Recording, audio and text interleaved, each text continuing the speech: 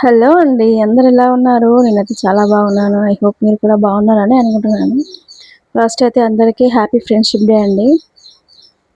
ఈరోజు వీడియో ఏంటిదంటే ఆలు దాల్ రైస్ ఎలా చేయాలనేది ఈ వీడియోలో చూపిస్తా చూడండి. పక్కా కొలతలతో చూపిస్తా. చాలా బాగా వస్తుంది. దీంట్లోకి కర్రీ లేకున్నా సాంబార్ లాంటిదైనా బాగుంటుంది. ఫస్ట్ అయితే దానికోసం మనం ఆలు కట్ చేసుకొని పెట్టుకోవాలి. ఆలు, టమాటా, పచ్చిమిర్చి.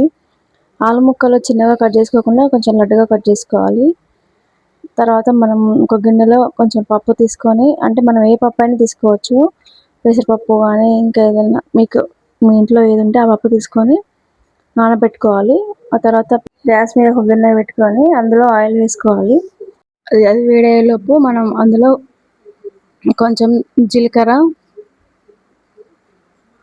ఓన్లీ జీలకర్ర ఒకటే వేస్తున్నా, వేరే పోపు దినుసులు ఏమీ వేయట్లేదు. ఎందుకంటే రైస్లోకి అంత మంచిగా ఉండదు కాబట్టి. తర్వాత పచ్చిమిర్చి, కరివేపాకు అన్నీ వేసుకొని బాగా కలుపుకోవాలి. ఫస్ట్ టైం కనుక మా ఛానల్ చూసినట్టయితే సబ్స్క్రైబ్ చేసుకోండి.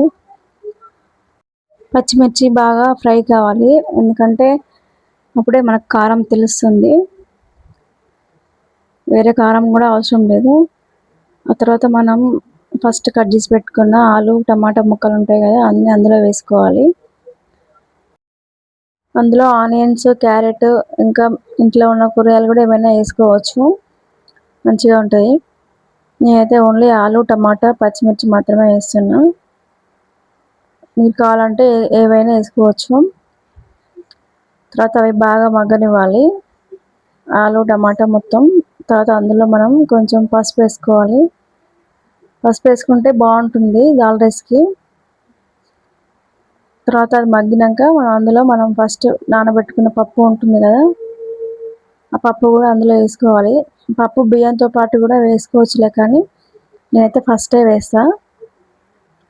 ఫస్టే వేయడం వల్ల పప్పు కొంచెం మెత్తగా ఉడుకుతుంది చూడండి.